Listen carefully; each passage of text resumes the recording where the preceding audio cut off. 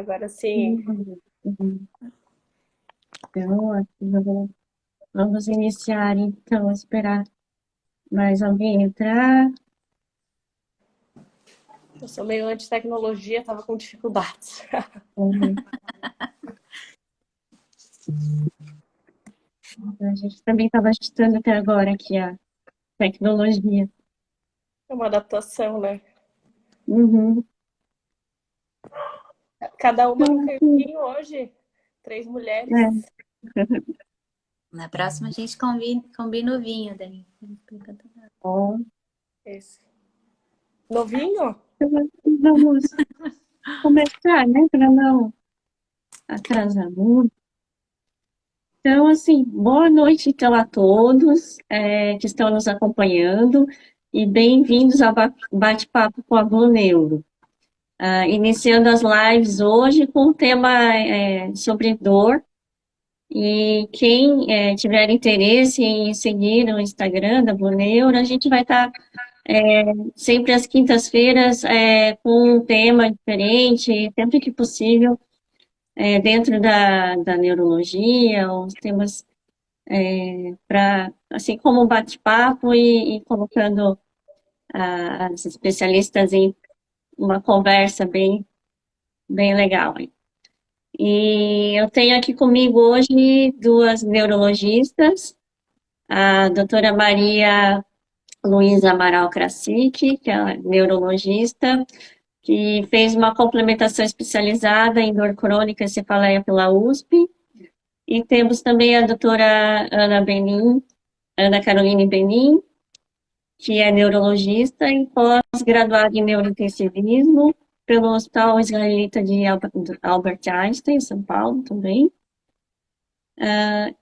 E a gente veio com um tema muito comum, que a gente vê na nossa prática clínica diária, com bastante frequência, que é sobre dor, tá? Então, a gente, iniciando, assim, eu vou iniciar com algumas perguntas, assim, e a gente vai comentando aí com o objetivo de informação para quem está nos acompanhando, nos seguindo.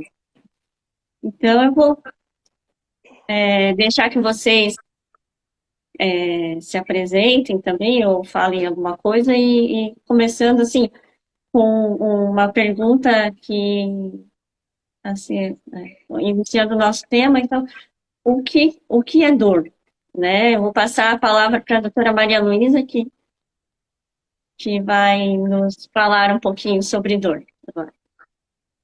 Muito legal que estou aqui com a Ana, que fez residência comigo, né, doutora Ana?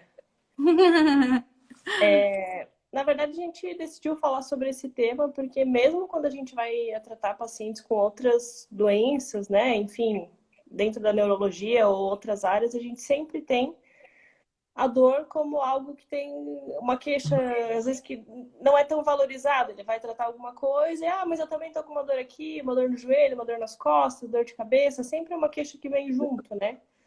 E a dor, a gente entende ela como uma experiência desagradável, muito individual, então é difícil às vezes até caracterizar, né, como é a sua dor, ou, né, são experiências que muitas vezes a gente usa descritor emocional, é uma dor incômoda, é uma dor insuportável, aborrecida, porque cada indivíduo experimenta a dor de uma maneira diferente, né? Então, se eu for pegar de exemplo aqui, eu e a Ana, se a gente queimar a mão numa frigideira, na mesma temperatura, no mesmo local, a experiência da minha dor vai ser diferente da Ana, né? Porque cada um experimenta isso de uma maneira totalmente diferente. E é uma queixa muito prevalente, então é algo que a gente decidiu conversar sobre, certo? Eu acho que para a gente tentar classificar de uma maneira geral, assim, pensando em dor, a gente sempre tenta pensar em dois aspectos: se ela é uma dor mais aguda ou se ela é uma dor crônica, né? É um limite um pouco impreciso, mas a gente joga assim 3 meses para conseguir estratificar isso melhor, né? Então, assim, dores que estão persistentes acima de 3 meses são dores crônicas. Antes disso, a gente chama de dores que são agudas ou subagudas, E a coisa que tem que ser mais, que a gente tem que compreender com maior clareza possível é que dor geralmente não, a gente tem que entender isso primeiramente como um sinal de alarme, né? Se tá doendo, não é normal. Não é normal ter dor, certo? Essa acho que é a mensagem principal. E dor é um mecanismo de defesa, né? A gente dói porque tem algo que está, normalmente, algo de errado está acontecendo, né?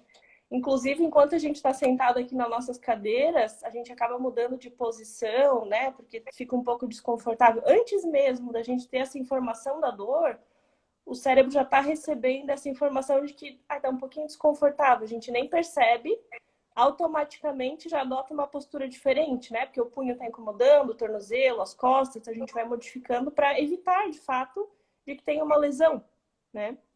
Eu não sei, acho que é bem comum para ti também, né? A Ana acaba atendendo geral também, mas sempre vem junto, né? A dor vem muitas vezes negligenciada pelo próprio paciente, né? Que leva como se fosse algo normal, como você bem disse. Não tem nada de normal, mas é realmente muito comum. Eu atuo também como neurologista geral, recebo muita dor e mais ainda cefaleia, né? Mas eu acho muito importante isso que você fala, Malu, chama a doutora Malu, porque a dor é uma experiência que, apesar de contar com uma passagem objetiva, né? Como você pode bem explicar muito melhor do que eu, ela conta com uma subjetividade da nossa percepção, né? Então, desde o entendimento do paciente e também do nosso entendimento do que ele entende da dor dele, vai possibilitar também um modo de tentar não só entender o que está causando, mas também partir para a terapia que vai conseguir abordar ele de forma completa, né? A partir do momento que a gente também vai trabalhar a percepção da dor, porque é a via final, né? Não basta a gente só sentir, a gente vai perceber a dor, então, de cada um com o seu modo, né? Isso tem que ser respeitado. Totalmente. E aí tem algumas palavras, né, que a gente usa e que procura estimular o paciente, estimular o indivíduo a nos informar, né? Ai, doutora, a minha dor ela queima, a minha dor ela dá choque, a minha dor é um frio, ela fisga, ela dá facada. Isso parece bobeira, mas é extremamente importante, inclusive do ponto de vista de diagnóstico e tratamento, né? Entender que é uma dor que dá choque, que ela é insuportável, que ela é aborrecida, é sempre esse componente emocional da dor e o descritor mais objetivo também ajuda a gente muito a fazer o teu tratamento da maneira mais correta. E é isso que a gente comentou, mesmo a minha dor, a mesma lesão minha e da Ana, né? Sendo a mesma, a gente vai experimentar diferente, e porque eu experimento diferente, às vezes o meu tratamento vai ser diferente do da Ana. Então, isso é uma coisa que é muito importante. E tá classificando, né? Ajudar sempre, olha, minha dor ela é uma dor no tornozelo, ela espalha, ela queima, ela corre pela batata da perna, pela panturrilha, ela dói mais à noite, ela dói mais de manhã. O que eu faço para aliviar, ou o que eu faço que piora, eu fico em pé muito tempo, ela piora, quando eu deito ela melhora, ou o contrário também pode acontecer, mas são coisas que ajudam muito a gente a entender o que vem causando essa dor e como tratar essa dor. Né? Acho que são coisas que são descritores que não podem ficar de lado, né? Na hora de perguntar e conversar com o paciente sobre isso. Isso é importante que o paciente sempre saiba descrever bem, né? Tente perceber como que é a dor, a localização é importante, né? E assim, vou pedir desculpas que eu esqueci de me apresentar. Sou a doutora Juliana Cardoso Piqueni, sou neurologista e com área de atuação em neurofisiologia clínica na área de eletroneuromiografia. E, assim, eu vejo isso muito frequente, essa diferença de limiar para dor, né, de pacientes que eles são mais sensíveis ao estímulo elétrico, quando eu realizo a eletroneuromiografia, e outros são menos sensíveis, né, então a gente vê bem essa diferença, pacientes que experimentam uma dor maior, né, ao mesmo estímulo, e outros uma sensação diferente. Então, isso é bem característico. Exatamente. Importante. Isso é uma questão... Pode falar, Bê. Além da memória, já ia até pedir para tu explicar um pouquinho mais, né? Porque além da nossa percepção, a gente tem a memória de dor também, né? E isso pode contar também com essa modulação, né, do que a gente percebe da dor. Inclusive, pode, né, ajudar ou interferir no tratamento, né? Totalmente. Essa questão da dor, da percepção dela, além dela ter um componente genético, inclusive mudando, né, de gênero, né? Mulheres e homens experimentam dores de maneira diferente, inclusive até isso influencia. A tua primeira memória, né? Como tu lidou com aquela primeira dor, ou como teus pais lidaram com aquele momento em que você tinha dor quando era pequeno, e como você experimenta toda aquela fase, é algo que parece que passa batido, mas não passa. É uma memória que a gente carrega, por isso que esse aspecto emocional é bem importante. E ainda falando, se a gente for pensar, agora assim, mudando um pouco do aspecto emocional da dor, que apesar de ser importante, né, acho que focando na parte mais objetiva da gente falar de dor, é legal, além de falar desse componente de dor, né, classificar como dor aguda ou crônica, os tipos de dores que a gente pode ter, porque uma dor é diferente da outra, mas se a gente for classificar assim abrangentemente, sem muitas minúcias, a gente tem 3 tipos de dores, grupamentos maiores, tá? Que é a dor nociceptiva, a dor neuropática e a dor nociplástica. Né? A nociceptiva é aquela mais relacionada a um processo agudo inflamatório, né? Eu cortei, eu bati, eu fraturei, eu torci o tornozelo. Isso ali mexe com uma série de mediadores inflamatórios, fica inchado, quente. Então, são dores que são mais agudas, apesar de que hoje a gente entende que toda dor, a maioria delas é mista, né? É quase impossível a gente pensar numa dor pura, né? Só nociceptiva, só neuropática. Mas, de grosso modo, né? Essa dor nociceptiva é essa mais aguda. A dor neuropática é aquela em que a gente tem uma alteração da via sensorial, sensitiva, com ou potencialmente lesão do sistema nervoso, né? E a nociplástica seria aquela dor em que eu tenho uma dor, mas eu não tenho uma lesão que esteja causando essa dor. Tá? O mais comum, por exemplo, uma dor nociplástica é muito comum, enxaqueca, por exemplo, né? A enxaqueca, eu tenho uma dor, mas não existe um problema de fato, uma lesão cerebral que esteja causando aquela dor. É uma sensibilidade aumentada, né? E é extremamente comum, extremamente comum. A fibromialgia também entra nesse contexto de dor nociplástica, que dói, a dor é real, ela é intensa, ela atrapalha muito na tua vida cotidiana, nas tuas relações, no teu sono, e é difícil muitas vezes de tratar, mas não existe uma lesão, dizer assim, é um problema que eu tenho no músculo, na pele, dentro da cabeça, no cérebro. Não, não é. Mas mesmo assim, dói. Isso a gente chama de dor nociplástica, né? Ô, Malu, fala um pouquinho pra gente da dor no membro fantasma. Então, é uma questão, por exemplo, se a gente pensar num paciente que sofre um acidente e acaba amputando, né, uma perna, um pé, enfim, existe um período de... Aí eu acho que vai ficar talvez um pouco científico demais, mas além da gente poder ter aquela lesão, né, axonal ali, que pode estar também disparando na parte onde amputou, existe uma reorganização cortical, tá? Enquanto essa reorganização às vezes não acontece, essa plasticidade acaba tendo esses fenômenos dolorosos.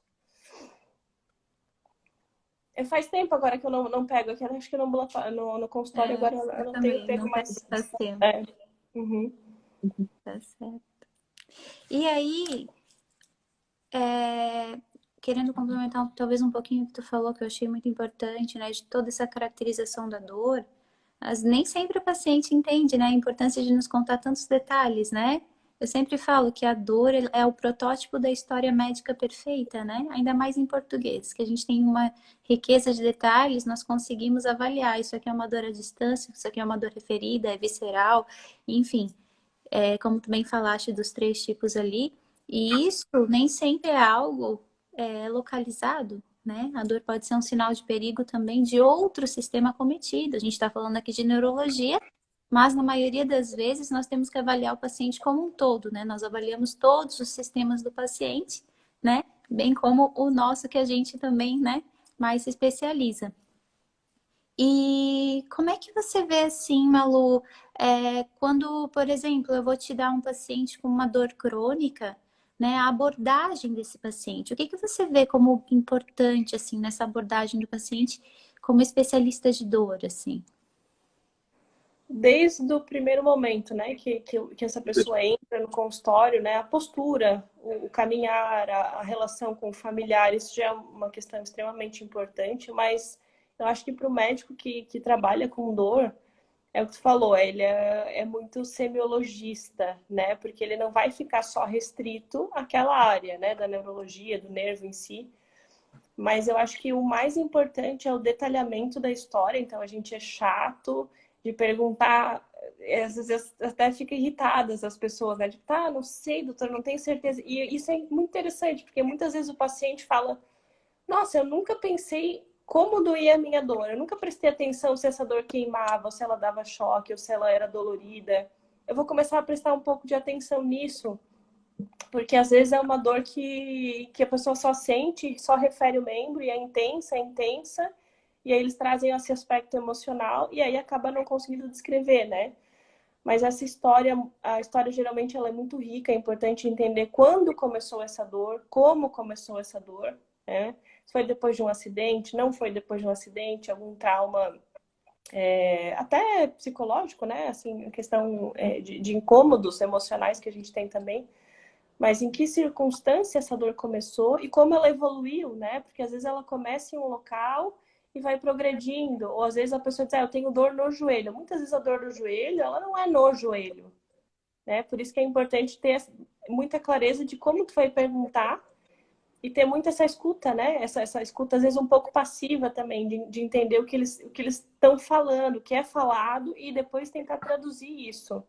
E eu acho que uma outra parte importante apesar de que 70% da história do diagnóstico ele vem dessa história, Eu diria o exame, exato, o exame físico ele é uma coisa que na dor não tem como passar batido, né? Eu tinha um professor muito carrasco, assim, que ele dizia assim, o paciente muitas vezes ele tem que tirar a camiseta, ele tem que tirar o sapato, a meia, a bermuda, e você tem que apertar o músculo, você tem que mexer na articulação, ver a mobilidade, ver a força, ver a sensibilidade. O neurologista gosta bastante disso, né? Desse exame rico. E aí a gente acrescenta muitas vezes com a nossa prática da neurologia, a avaliação ortopédica e reumatológica, né? Eu vou ver se essas articulações estão quentes, se elas têm edema, né? Estão inchadas, se elas mexem normalmente, ou se elas estão mais rígidas. Então, tudo isso é extremamente importante para a gente conseguir entender o que está acontecendo ali. Até porque a dor pode ser uma dor irradiada, né? Às vezes tem pacientes que falam, não, mas minha dor é no quadril, por que tu está examinando o pé, né? No caso no exame de eletromiografia, né? Não, eu tenho que avaliar o nervo, todo o trajeto do nervo, e para ver se é raiz, se é nervo, se é músculo, se é, né? Então, às vezes, existe essa irradiação da dor, que, às vezes o local que dói nem sempre é onde tem a lesão. Isso é muito comum no ombro, né? Que dor no ombro é uma coisa muito prevalente também, acontece muito. Mas eu tô com dor no ombro. Muitas vezes a dor no ombro, ela não é do ombro, né? Ela é da musculatura, do dorso, das costas, ela é do pescoço, que irradia para o ombro. Muitas vezes ela não é do ombro mesmo, ou de dentro da estrutura. Claro que a gente sempre examina, eu vou examinar, né? Eu vou fazer as manobras de ombro, eu vou examinar, eu vou ter uma visão geral, mas muitas vezes é relacionado à dor muscular. E essa é uma das dores mais prevalentes do nosso dia a dia, porque o ser humano ele foi feito, a gente brinca, mas não foi feito para ficar sentado no computador, na mesma posição. Então a gente tem muitas dores musculares, osteomusculares, vamos colocar assim. E é assim, né? A gente não vai conseguir muito modificar a nossa rotina, tentar acrescentar um alongamento e tudo mais. Mas essas dores musculares, muitas vezes elas irradiam para outros locais. Então, às vezes é uma dor muscular do dorso, lombar, e a gente diz, eu tô com um problema aqui, eu acho que é da coluna, é uma hérnia. E aí a gente começa a entrar em outras searas de investigação já, né? Essa investigação é mais completa do que outras pessoas poderiam imaginar, né, Malu? Por isso que eu acho que nem sempre o paciente entende, mas porque demora tanto a consulta com o neurologista, né? E a reavaliação, enfim, todas essas situações que a gente acaba avaliando.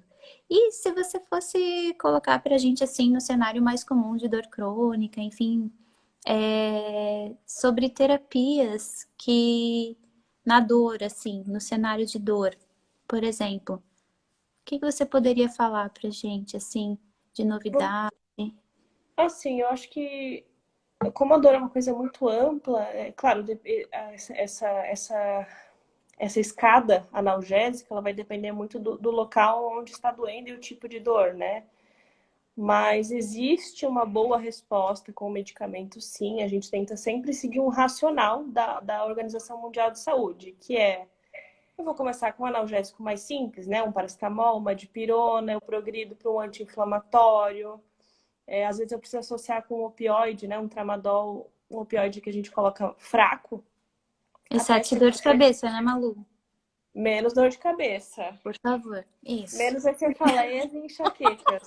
É por isso que eu falo que isso é muito individual, porque quando a gente vai falar do tratamento de dor de cabeça, enxaqueca, tensional, é totalmente diferente, né? Inclusive, é muito pior tu começar a tomar um monte de paracetamol, anti-inflamatório, tramal, para dor de cabeça. Então, isso a gente vai ter um momento especial para falar com carinho de dor de cabeça.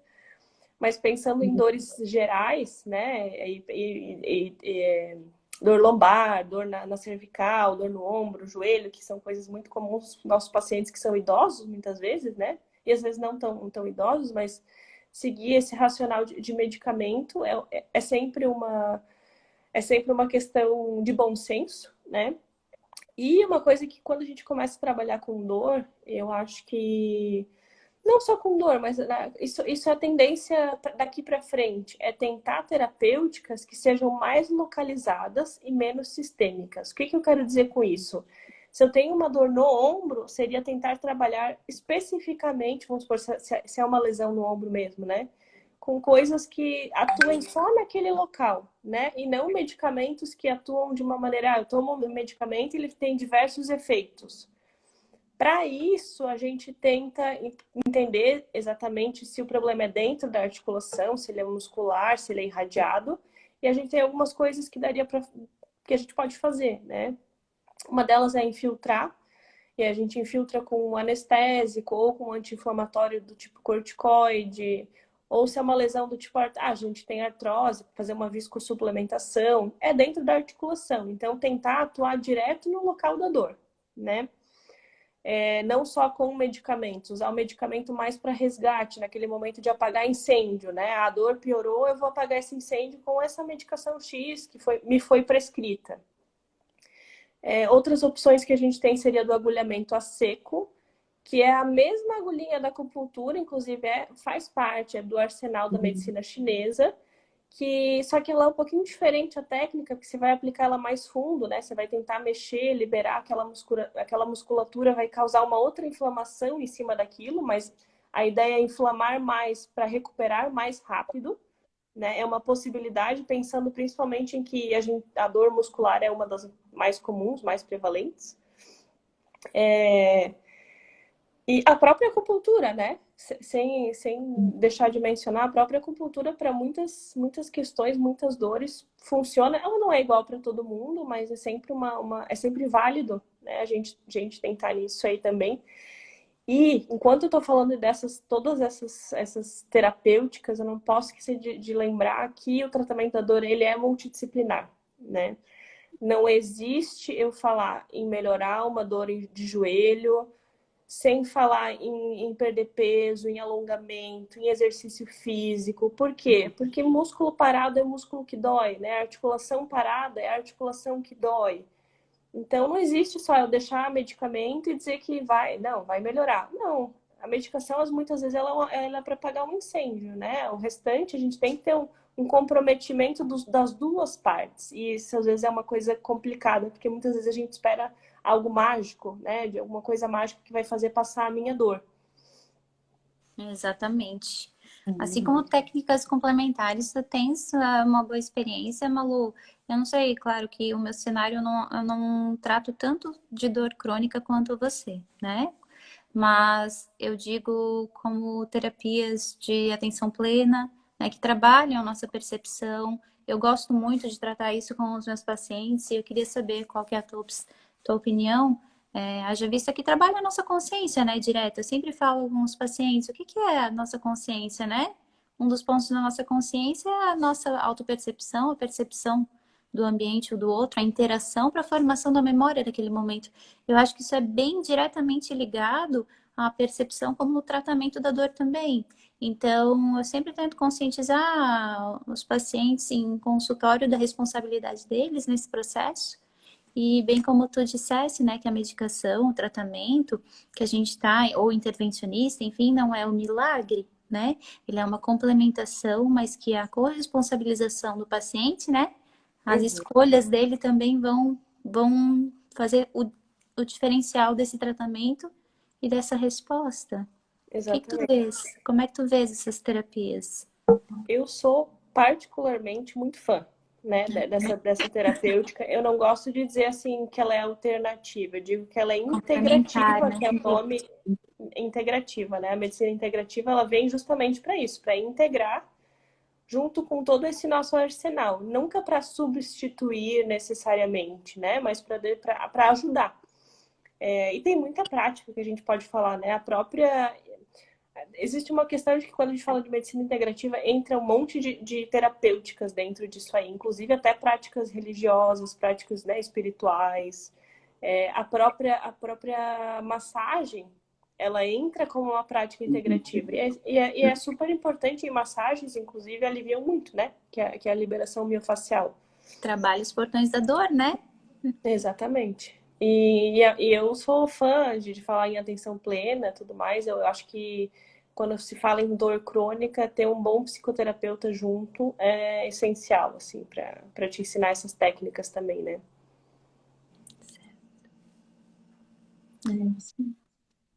Doutora Juliana, nossa mestre aqui, eu queria que a senhora falasse um pouquinho, se não se importar, sobre a toxina, né? O papel da toxina botulínica para alguns pacientes com dor relacionada à espasticidade, né? Vamos mudar de cenário, né? Mudei agora aqui. Alguém me puxa se eu estiver saindo muito aqui agora. Não, pacientes, porque nós compartilhamos pacientes de diversas queixas, né? Diversos cenários, certo? Como neurologistas gerais também. E nós temos pacientes com dor crônica não só por questões osteoarticulares, mas também por questões de sequelas e comprometimentos de doenças cerebrovasculares, por exemplo, né, doutora Juliana? E aí nós temos um arsenal tanto de terapêutico quanto preventivo também, né, dessas complicações.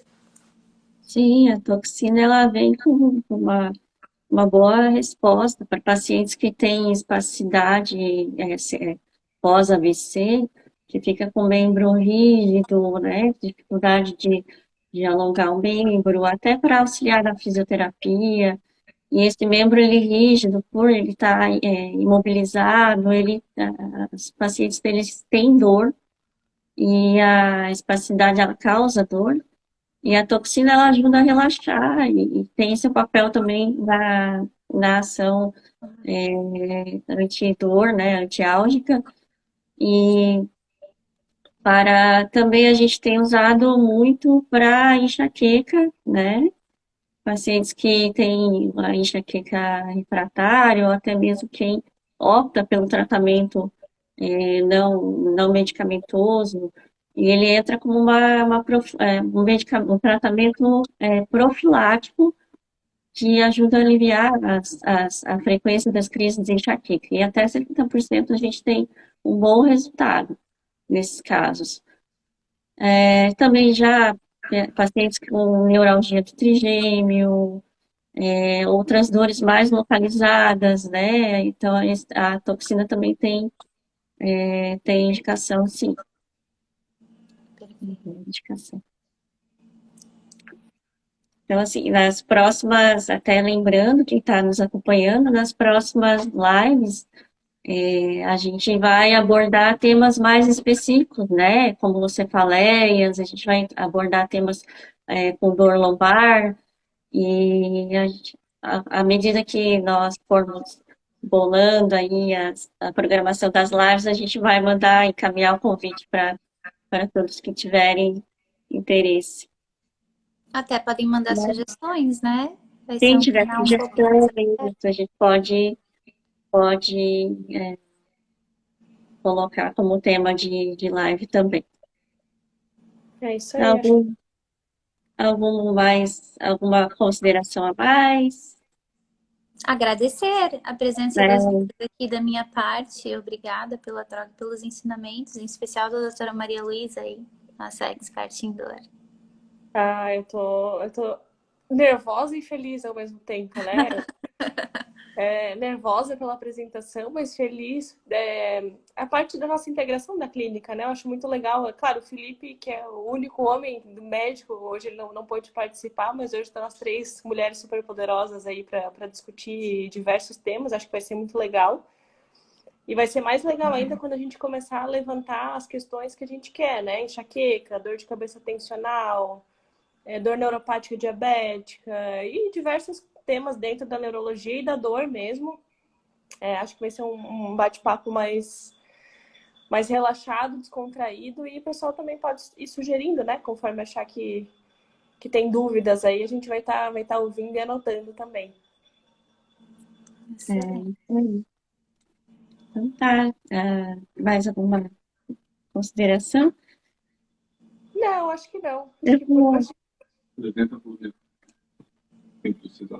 Então, para quem quiser conhecer o trabalho essas neurologistas, pode acessar o site da bluneuro.com.br para conhecer o currículo, conhecer um pouquinho da clínica, né? E a gente está à disposição, caso alguém queira ter alguma dúvida, queira esclarecer melhor. E eu agradeço a todos que tiveram a paciência e entraram para acompanhar a gente, e agradecer e desejar uma boa noite a todos. Até a próxima. Até uma próxima, pessoal. Obrigada, tchau. viu? Obrigada.